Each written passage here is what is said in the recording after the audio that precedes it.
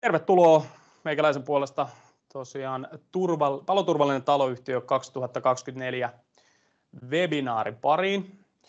Ja oikeastaan ihan näin kättelyyn niin voitaisiin lähteä tervetulotoivotusten myötä niin esittelyiden kautta liikenteeseen. Eli meikäläinen on tosiaan Akseli Tasa, mä oon Braleva Kiinteistöpalveluilla. Vastaan tuolla huollon puolella myynnistä, siivouksen, huollon ja viherpalveluiden osalta. Ja taustaa tosiaan itsestä sen verran, että mä oon noin 4 vuotta Braleva Kiinteistöpalveluilla ollut töissä sekä huollon työnjohtajana että nyt myyntivastuullisena henkilönä. Ja tätä myötä sitten myös teille isännöimässä tätä kyseistä paloturvallisuuswebinaaria. Eli tervetuloa tosiaan Paloturvallinen taloyhtiö 24 webinaari pariin ja käydään vähän sisältöä läpi. Käydään tosiaan meistä Braleva Kiinteistöpalveluista näin alkuun. Taloyhtiön paloturvallisuuden checkilistaa käydään vähän tuossa kohta kohdalta läpi ja sen jälkeen sitten esitellään meidän kumppaniyritys eli Virmax Oy, joka tulee sitten kertomaan meille pelastuslain muutoksista, palovaroittimista ja niiden kartoittamisesta. Ja jätetään kysymykset tässä vaiheessa tuonne loppuvaiheeseen. Eli tässä kyseisessä webinaarissa niin mikrofonien käyttö on estetty meiltä täältä etäältä. Ja tuolla yläreunassa Teamsissa, jos olette tietokoneella, niin pitäisi näkyä tuommoinen Q&A-kohta, minne sitten ne kysymykset voi esittää. Ja webinaarin lopuksi sitten me ollaan varattu aika noille kysymyksille, niiden läpikäymiselle ja otetaan siitä sitten ammattilaisilta vastaukset näihin kysymyksiin, mitä webinaarin aikana on sitten saatu meille tänne päin. Eli olkaa rohkeasti aktiivisia, kysyttävää varmasti herää, niin käsitellään niitä sitten webinaarin lopuksi. Braleva Kiinteistöpalveluista. Braleva tosiaan tarkoittaa hyvää asumista ja me ollaan kiinteistöhuoltoyhtiö yli 50 vuoden kokemuksella. Ja kiinteistöhuoltoyhtiöllähän on oma osuutensa myös taloyhtiön paloturvallisuuden varmistamisesta. Eli kiinteistöhuollossa huoltomiehet, huollon työnjohto, kaikki on vastuussa yhdessä taloyhtiön hallituksen kanssa tästä paloturvapuolen ylläpitämisestä. Mukaan lukien nyt sitten myös tämän vuoden 2024 muutosten myötä, kun palovaroittimet tulee taloyhtiön kunnossapitovastuulle. Ja Bralevasta noin yleisesti, niin kuten tuossa kävin jo läpi, meillä on monipuolinen kokemus, pitkä kokemus kiinteistöjen ylläpitämisestä, hoitamisesta. Ja me ollaan tosiaan taloyhtiöiden omistama huoltoyhtiö taloyhtiöiden tarpeita varten. Hypätään suoraan tuohon paloturvallisuuden checkilistaan, mitä paloturvallisuudesta taloyhtiön on hyvä huomioida. Ja lähdetään ihan näistä lakiteknisistä asioista, eli pelastussuunnitelmasta. Pelastussuunnitelmahan on lakisääteinen joka ikiselle taloyhtiölle ja sen voi suorittaa ihan sertifioitu yritys tai sitten isännöintitoimisto, jonka teknisistä isännöitsijöistä löytyy kokemusta tuon pelastussuunnitelman luomisesta.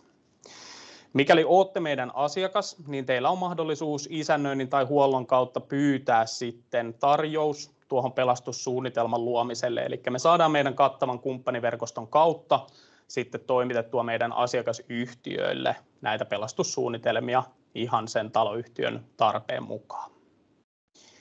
Checklistassa seuraavana meillä on tavaroiden säilyttämisestä, eli yleisissä tiloissa ei saisi missään tapauksessa säilyttää sinne kuulumattomia tavaroita.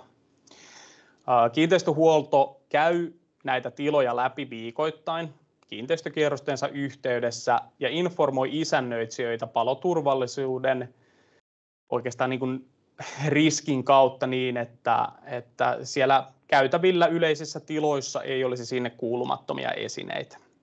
Näitä esineitä on muun muassa lastenrattaat, pahvilaatikot, käytöstä poistetut kalusteet, sieltä löytyy siis ihan mitä tahansa, ja näitä huolto sitten erilliskustannuksella käy poistamassa sieltä taloyhtiön tiloista.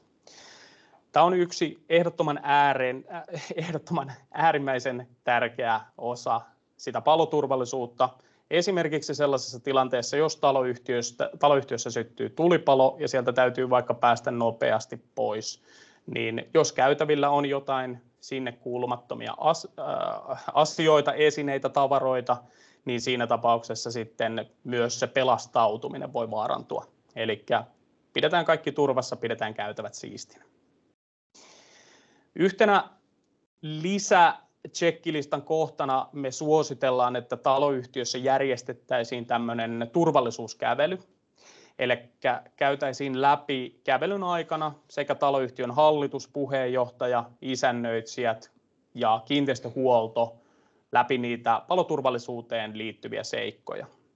Näillä käynneillä me pystytään havainnoimaan esimerkiksi jäteasemia, taloyhtiön käytäviä, häkkivarastoja, erillisvarastoja, joissa on paloturvallisuutta vaarantavasti sijoiteltuna erilaisia tavaroita, välineitä, laitteita, asioita, jotka ei sinne kuuluisi, ja sitä kautta sitten ne päästäisiin poistamaan, pystytään yhdessä proaktiivisesti sitä paloturvallisuutta ylläpitämään taloyhtiössä. Myös ilkivallan torjuminen, eli sisäänkäyntien lukossa pitäminen, on yksi äärimmäisen iso tekijä tuossa paloturvallisuuden ylläpitämisessä. Eli tietysti suurin vahinkojen aiheuttajahan ilkivalta ei missään tapauksessa ole, mutta se on aina yksi mahdollisuus. Tästä syystä roskakatoksissa suositellaan pidettävän ovia jatkuvasti lukossa, taloyhtiökäytävillä suositellaan pidettäväksi ovia lukossa, jotta sinne ei pääse asiattomia henkilöitä sitten sisään pyörimään ja aiheuttamaan sitä mahdollista ilkivaltaa. Kaikki ilkivaltahan ei suoranaisesti ole sitä, että joku yrittää sitä taloyhtiötä tai taloyhtiön omaisuutta polttaa, mutta valitettavasti näistäkin saa aika ajoin iltapäivälehdistä lukea sitten, että jossain taloyhtiössä roskakatos oli poltettu tahallisesti tai useammassa näin tehty, niin pidetään huoli, että ilkivaltaa ei ainakaan päästä liian helposti suorittamaan. Eli lukituksesta huoli, seurataan vähän sitä, mitä siellä ympäristössä tapahtuu. Taloyhtiöllä on myös pelastussuunnitelman luomisen myötä hyvä määrittää erillinen kokoontumispaikka. Ja tästä kokoontumispaikasta on hyvä tehdä esimerkiksi laminoitu ohje taloyhtiön rappukäytävän ilmoitustaululle, josta se on sitten kaikkien luettavissa ja kaikkien selvitettävissä, että mistä tuo kyseinen kokoontumispaikka löytyy, minne sitten tulisi mahdollisen tulipalon yhteydessä kokoontua, niin pystytään varmistumaan siitä, että kaikki on päässeet ulos. Mikäli käy niin, että tiedetään, että joku naapureista on kotona taloyhtiössä, olisi syttynyt jo tulipalo, mutta sitä naapuria ei siinä kokoontumispaikalla näy, niin silloin pystytään pelastushenkilökunnalle suoraan ilmaisemaan, että hei, kyseinen naapuri ei ole tässä määritetyllä kokoontumispaikalla, vaikka pitäisi olla. Ja sitä kautta sitten myös pelastustyöntekijät pystyy lähteä sitä varsinaista asuntoa sieltä sitten tarkastamaan. Viimeisenä asiana meillä tsekkilistalta löytyy sitten tämä palovaroittimien kunto, mikä on nyt suurin tekijä, miksi myös tässä ollaan. Eli vuodenvaihteessa tosiaan lakimuutoksen myötä niin kaikki vanhemmatkin taloyhtiöt kuin vuoden 2011-2013 välisenä valmistuneet, niin näissä palovaroittimet on tulleet sitten taloyhtiön hallituksen vastuulle. Eli aikaisemmat vuodet on menty nimenomaan niin eteenpäin, että osakas vastaa siitä, että palovaroitin toimii, siinä on toimiva paristo, niistä vuosittaisista tarkastuksista on vastannut se asukas, mutta näin ei tule enää tulevaisuudessa olemaan. Eli tässä on yksi todella tärkeä asia, mikä taloyhtiöissä täytyy tulevaisuudessa ottaa huomioon. Tuosta laajasta, kattavasta ja luotettavasta kumppaniverkostosta niin me ollaan otettu tänään tosiaan meidän kärkikumppani Virmaxi mukaan. ja mä päästän ääneen tämän kyseisen kärkikumppanin liiketoimintajohtajan Antti Nevalan. Ole hyvä, Antti.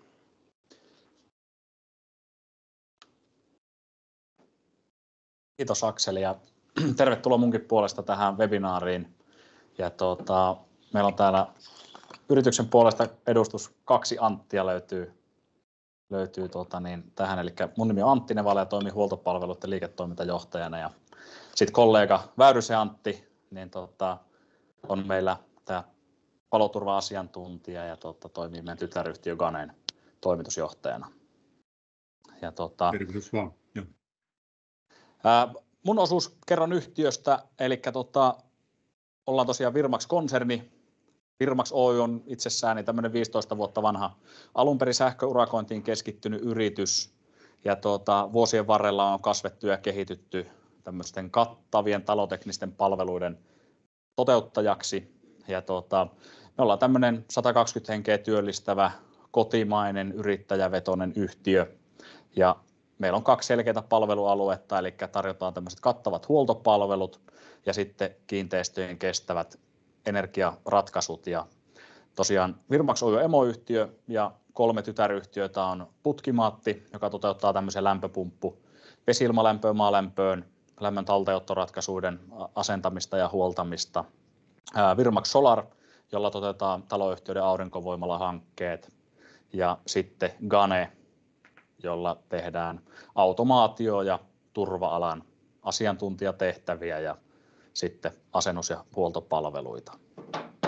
Ja viime vuonna tehtiin yhteensä semmoinen 17,5 miljoonaa euroa liikevaihto ja meidän liiketoiminta on kannattavaa ja ollaan ralapätevä yhtiö, 3A luottoluokitus ja kuulutaan tilaajavastuuseen eli ollaan luotettava kumppani ja voisi sanoa, että viimeiset 2 vuotta Ralevan kanssa aika tiivistäkin yhteistyötä tehty ja vuoden verran suurin piirtein näitä paloturva-asioita sitten myös ratkottu taloyhtiöissä.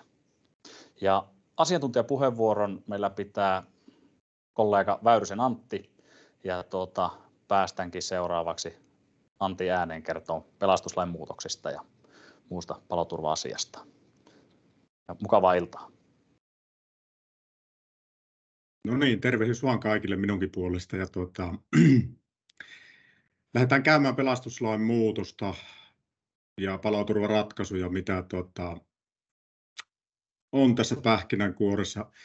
Ensin otin tähän palovaroittimet ja lainsäädännön historiaa, eli sähköverkkoon kytkettyvät palovaroittimethan tuli pakolliseksi vuonna 2009 ja asetus velvoitti asentamaan verkkovirralla toimivat palovaroittimet uudiskohteisiin sekä peruskorjattaviin kohteisiin. Varoittimeen piti täyttää EN 14604 standardin vaatimukset ja vähintään 64 kohti piti olla ilmasi sekä kerroskohtaisesti ilmasin kanssa. Ja siinä piti olla paristo tai akkuvarmennus ja testattava tietenkin säännöllisesti ja vaihtoväli oli se 10 vuotta. Eli tässä oli historia.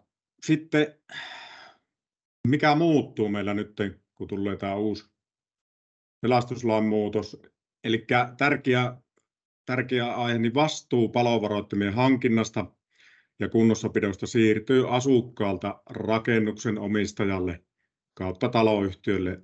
Ja se on nyt tammikuussa 1.9.24 alkaen siirtynyt, niin kuin Akseli jo tuossa kertoikin. Ja uuden lain mukaan taloyhtiö tai asunnon omistajan on jatkossa, niin se on vastuussa asuntojen palovaroittimien hankinnassa sekä kunnossapidossa. Ja sitten asukkaalle jää paristojen vaihot ja ei paristojen, kun siis vioista ilmoittaminen tietenkin säännöllinen testaus. Eli huoltoon kuuluu pariston vaihot ja se on niin omistajan vastuulla. Ja siirtymäsäännös tässä tietenkin on, eli rakennuksen omistajien hankintaa ja kunnossapitoa koskeva velvollisuus tulee voimaan 2 vuoden kuluttua. Ja miksi tämmöinen siirtymäaika sitten on? No, tämä ei ole mikään pikkujuttu tietenkään taloyhtiössä eikä muutenkaan. Et isoja projekteja on, niin nyt on tietenkin hyvä aika ottaa härkää sarvista kiinni ja ottaa nämä käsittelyyn nämä asiat ja ehditään valmistella ja kysyä järkevät hinnoittelut ja miettiä, miten se toteutetaan sitten.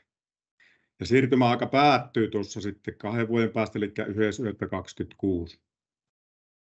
Ja vaikutukset on erityisesti asunto-osakeyhtiöihin ja vuokrataloyhtiöihin tulee koskemaan. Eli silloin tulee voimaan 26 vuonna. No sitten kun on tämä muutos tullut, niin taloyhtiöiden kannalta, eli palovaroittimet täytyy olla joka paikassa. Ja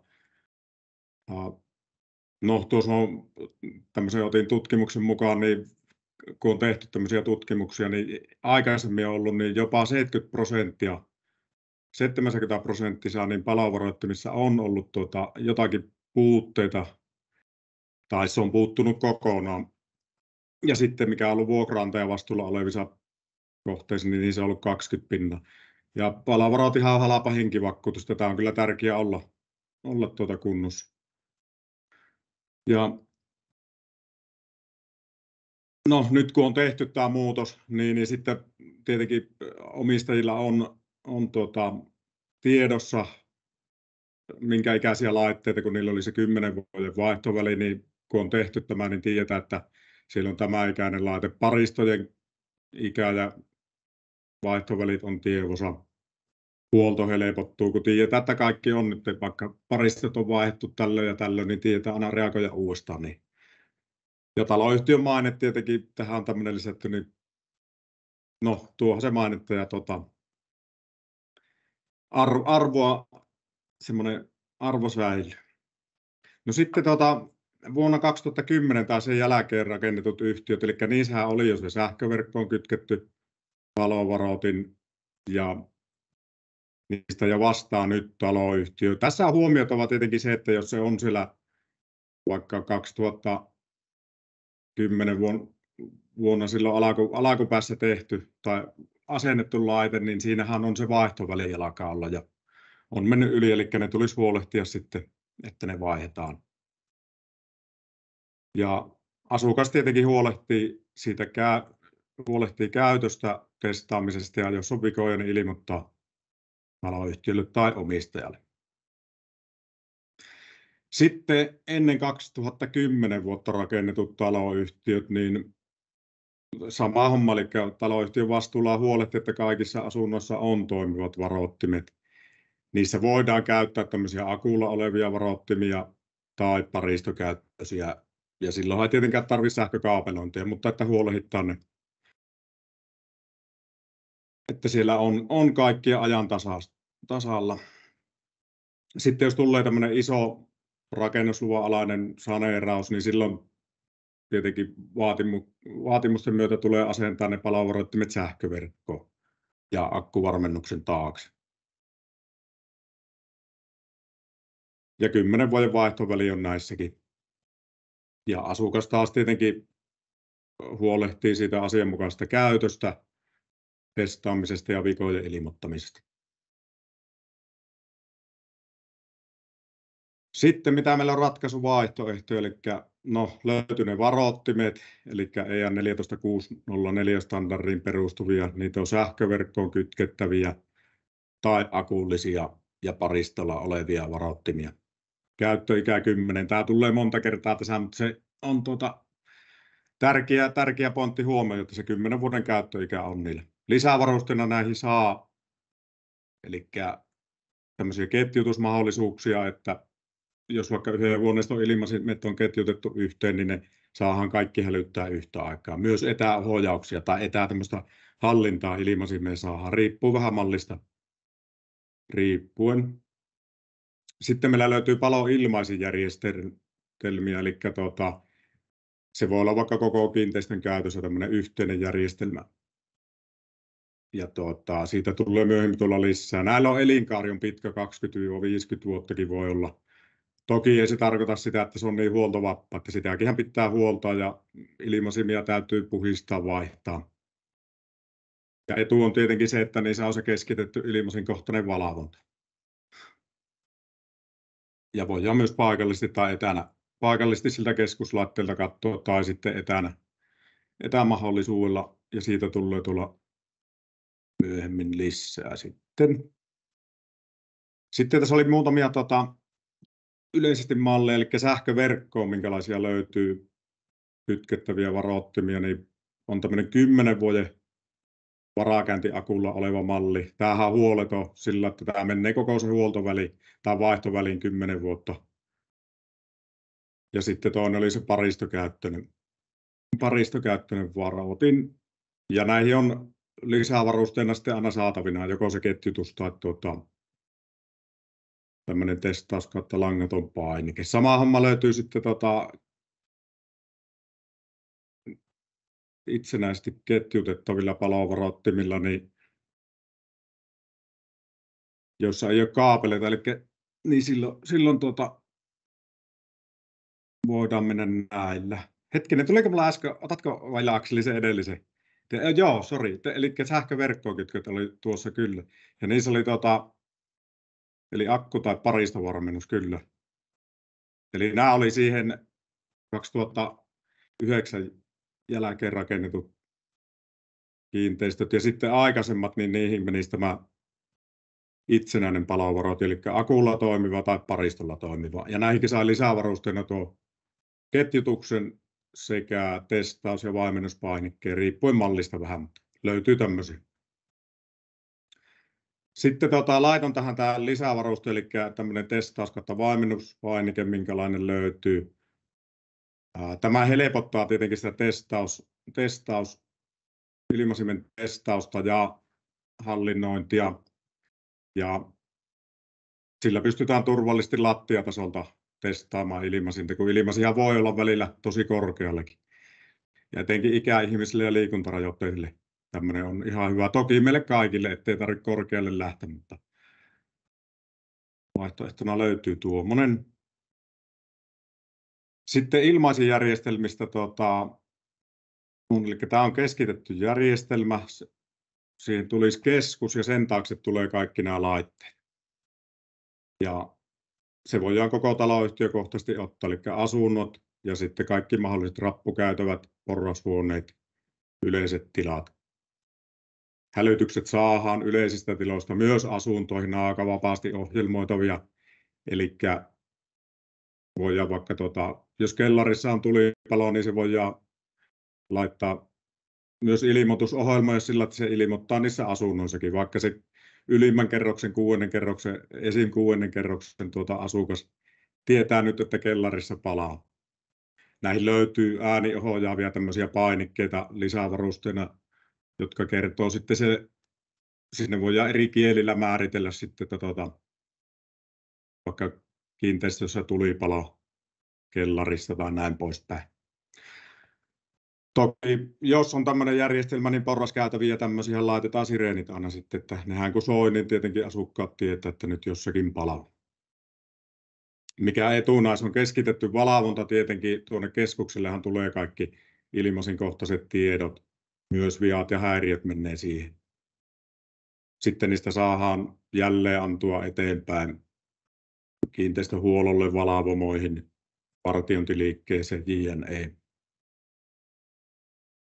Ja etäkäyttömahdollisuus on nykyisin aika kattava näihinkin järjestelmiin, eli huoltoliikkeet pääsee katsomaan vikoita ja mitä vaan hallinnoimaan sitä järjestelmää nuo muut. Sitten ne on hyvin integroitavissa muihinkin, tuohon muutamia laitankin, eli turvavalaistus voidaan integroida sillä, että kun syttyy tulipalo, niin valot, turva- ja opasvalot kirkastuu ja turvavalot syttyy päälle ja palokulkuovet menee tarvittaessa kiinni.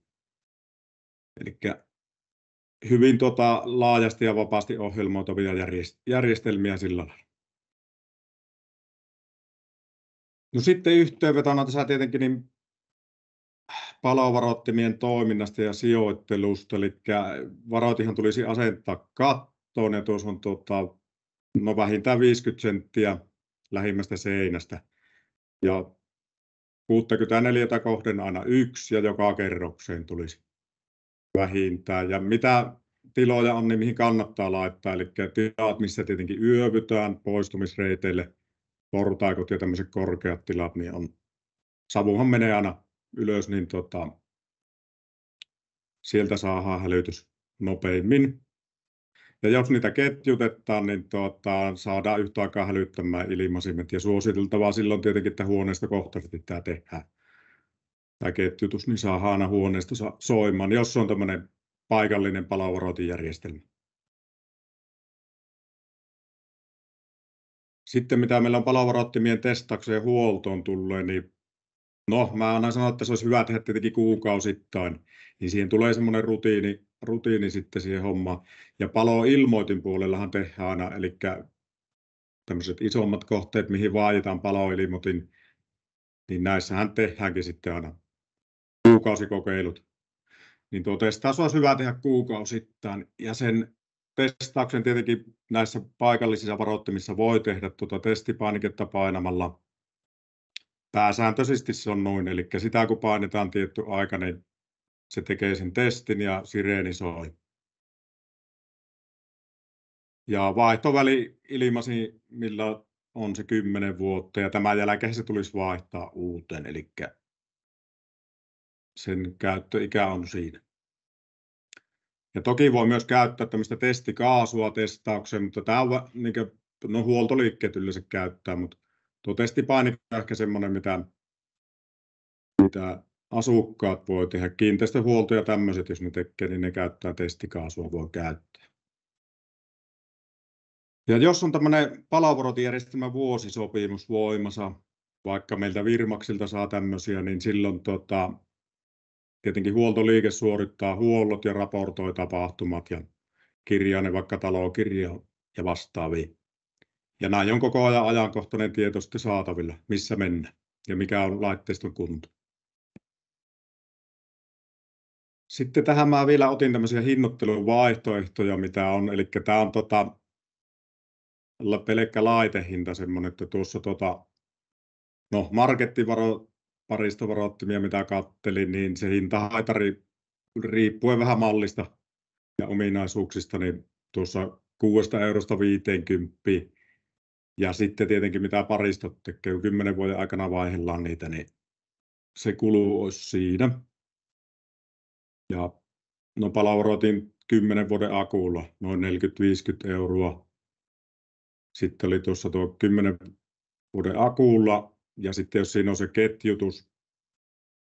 ketjutus, niin se on noin 120 ja se langaton etäohjaa, mikä oli tuolla aikaisemmin, niin sen hinta on noin 100. Ja sitten jos on sähköverkkoon kytketty varoitin, missä on paristovarmennus, se on noin 60 ja paristot tietenkin 10 vuoden aikana, mitä tulee maksamaan ja niiden vaihtotyöt. Sitten on tämä 10 vuoden akulla oleva varoitin, se on noin 100 luokkaa ja tämähän on tietenkin siinä mielessä, siinä ei paristoja tarvitse vaihdella, se on aika huoleton se 10 vuotta sitten. Sitten paloilmaisijärjestelmästä laiton noin 250 euroa ilmaisin, mutta tietenkin projektikokohan vaikuttaa näihin kaikkiin, eli mikä se hinta sitten on, että nämä on pelkkiä laitehintoja tähän, mitä laitoja ei sisällä asennus ja huolto tai asennus- ja käyttöönottotöitä, mutta mielellään annetaan sitten semmoista projektikohtaista hinnoittelua ja katsotaan siihen se oikea hinta, minkälainen on aina kohe. Ja lisää tietoa löytyy sitten tuolta Speki-sivulta, eli paloturvallinen taloyhtiö. Ja sitten oli tämä valtioneuvosto.fi, niin vastuu palovaroittimista siirtyy asukkaalta rakennuksen omistajalle, niin sieltä löytyy kattavasti tietoa kans näistä. Kiitos.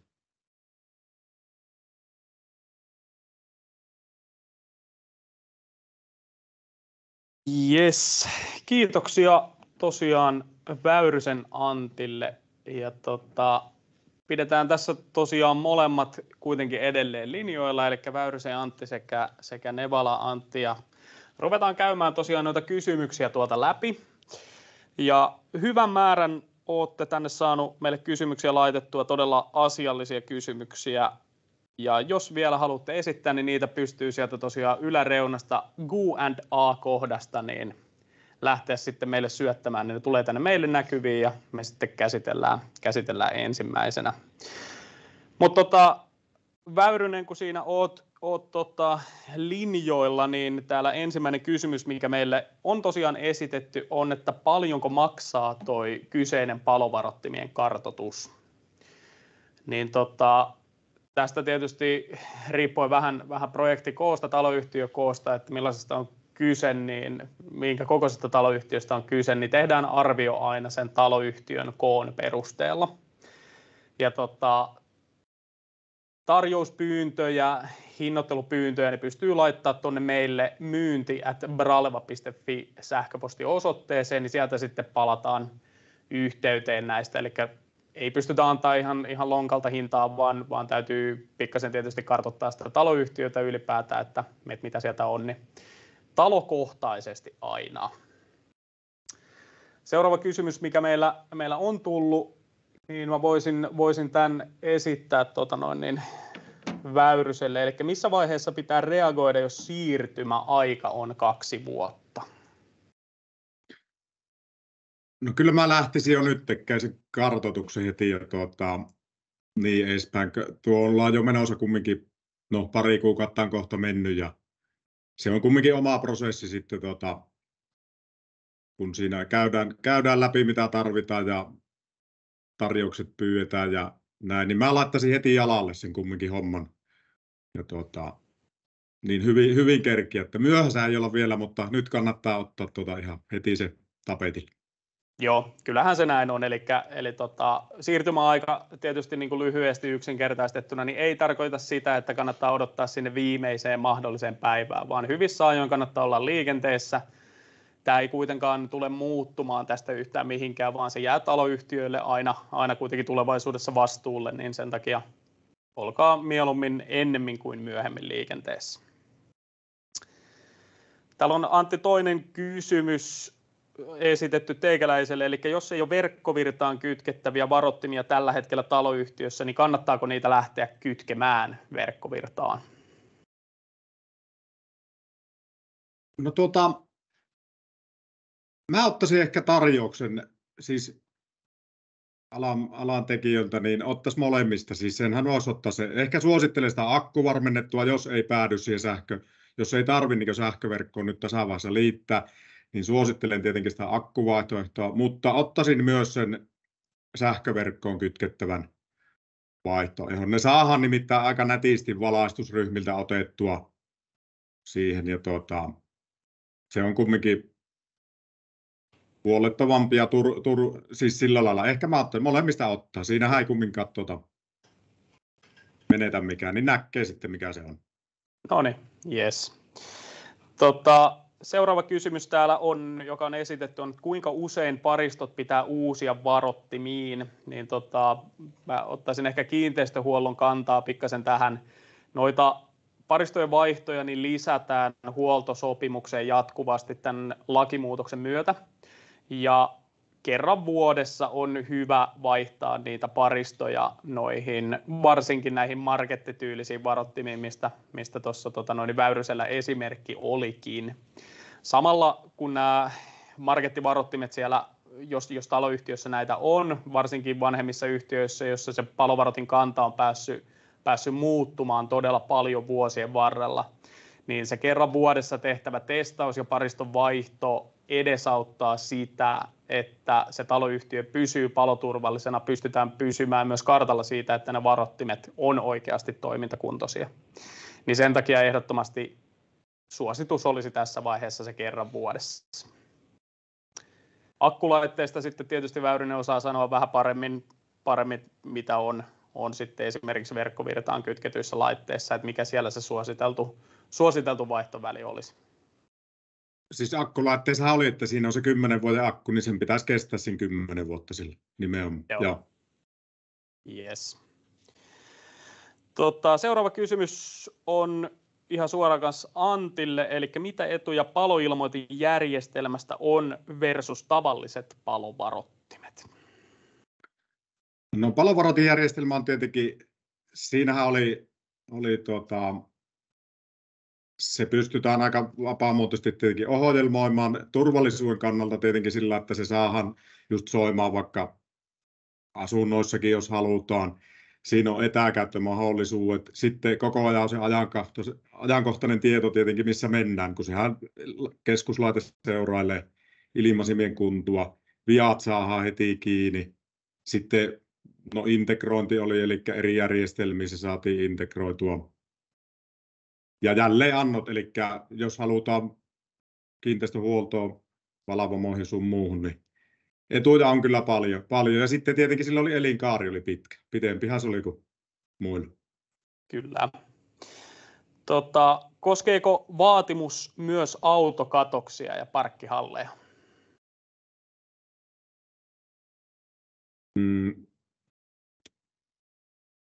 Palovarot.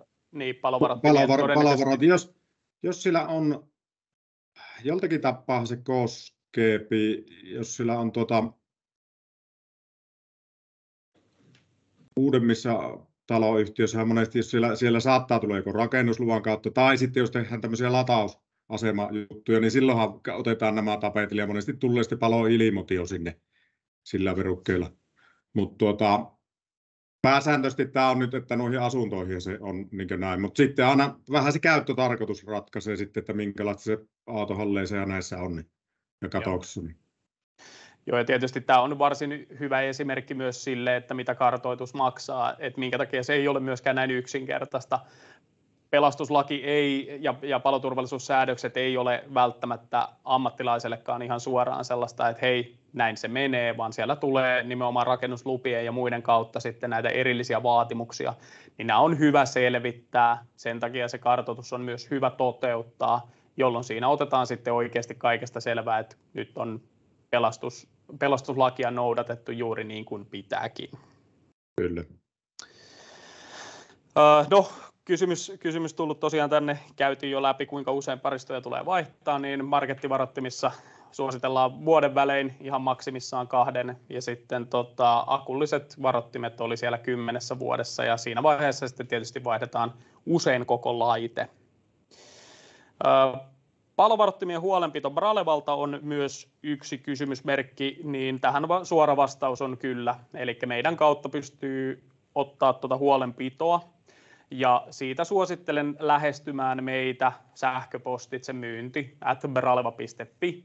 Kuvailee vähän sitä nykytilannetta, että mikä taloyhtiössä on toiveissa, kartoitetaanko pelkästään nykyvarottimet, lähdetäänkö uusimaan, vaihtamaan niitä varottimia, niin rohkeasti vaan myynti@braleva.fi viestiä, niin käsitellään sitten aina tapauskohtaisesti.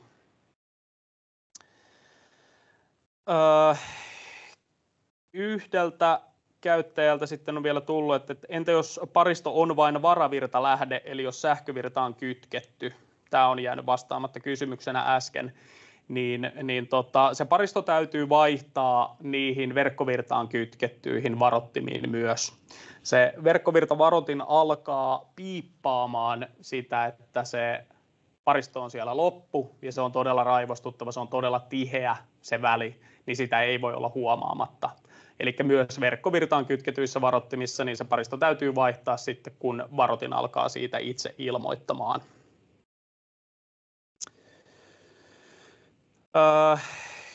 Viimeisenä kysymyksenä täällä on, kuka vastaa huoneistossa olevien varottimien pariston vaihdosta, niin uuden lakimuutoksen myötä, niin kuin Antti tuossa kertoi, niin se vastuu vaihdosta jää käytännössä tässä tapauksessa usein taloyhtiölle.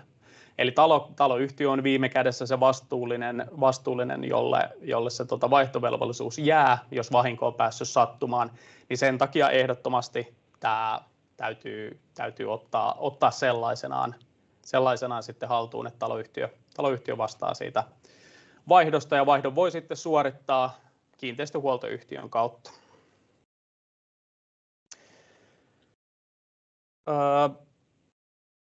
Täällä on esitetty kysymys, että jos asunnossa on hälytysjärjestelmään kuuluva palovaroitusjärjestelmä, niin pitääkö siitä luopua? Ei tarvitse. Ja itse asiassa Antilla todennäköisesti tähän on tarkempaa vastausta myös. Joo, ei tarvitse, kunhan se on se varoitin vaan, eli siinäkinhän on se 10 vuotta se elinkaari aika usein, myös niissäkin laitteissa, eli jos siinä on käyttöikä jäljellä, niin ei tarvitse, sehän on turvallinen ja ne on yleensä akkuvarmennettuja sitten vielä hälytysjärjestelmissä. Niin. Joo. Yes. Antille toinen kysymys. Riittääkö taloyhtiön akullisille palovarottimille 120 € kappale yksi etäluentalaite? Se on aina ilmeisin kohtainen, mikä se laitetaan. No joo, onhan se tietenkin, jos kaikki laitetaan se, tavallaan siihen tulee semmoinen lisävaruste, tai sen joko voi hommata suoraan semmoisen varottimenkin, missä on se etätuki, niin riittäähän se yksi sitten tämmöinen etäluentalaite, vaikka huoltoliikkeelle tai kiinteistöhoitajalle, joka voi käydä lukemassa sillä laitteella sitten, eli riittää. Yes. Ja onko ilmeisesti kysymys on näin, että onko 10 vuoden raja uusimiseen pakollinen, riittääkö, että paristo vaihdetaan? Niin näissä akullisissa laitteissa ei ole mahdollista vaihtaa edes sitä akkua, vaan se vaihtuu silloin saman tien koko laite. Ja usein, varsinkin nykyisissä noissa palovarottimissa, niin niissä on asetettu viimeinen mahdollinen käyttöpäivämäärä kautta tuommoinen niin kuin viimeinen voimassaolopäivä, jonka jälkeen sitä varotinta ei periaatteessa saa enää käyttää. Ja tämä kyseinen 10 vuoden akullisissa palovarottimissa on ihan sama, eli siellä on se viimeinen käyttöpäivämäärä, ja sen jälkeen kun se umpeutuu, niin se varotin on vaihdettava. Tässä on ihan yksinkertaisina syynä muun muassa se, että sinne varottimeen pääsee kuitenkin kertymään vuosien aikana pölyä, jolloin se savukammio ei sen pölyn vuoksi välttämättä reagoi esimerkiksi savuun. Sen takia on äärimmäisen tärkeää, että liian pitkään ei pidetä vanhaa varotinta, vaan se vaihdetaan useammin. Yes. Siinä on tosiaan meidän yleisökysymykset tässä vaiheessa käsiteltynä, esiteltynä. Vielä viimeinen oikeastaan hetki sille, että jos jollain tulee tässä kysyttävää, niin nyt ehtii laittaa. Aletaan muuten sitten niputtelemaan tätä meidän paloturvallisuuswebinaaria. Ja siltä ainakin näyttäisi, että kukaan ei tällä hetkellä kirjoita. Niin omasta puolestani haluan kiittää kaikkia osallistujia tähän kyseiseen webinaariin. Haluan kiittää meidän asiantuntijoita Antti Nevalaa sekä Väyrysen Anttia Virmaksilta. Ja kysymyksiä varmasti herää, niin niitä voi myös laittaa tuonne myynti@braleva.fi sähköpostiin tulemaan, niin ollaan avuksi sitten aina tilanteen niin vaatiessa. Meikäläisen puolesta kiitos kaikille tässä vaiheessa ja oikein mukavaa illanjatkoa. Morjes.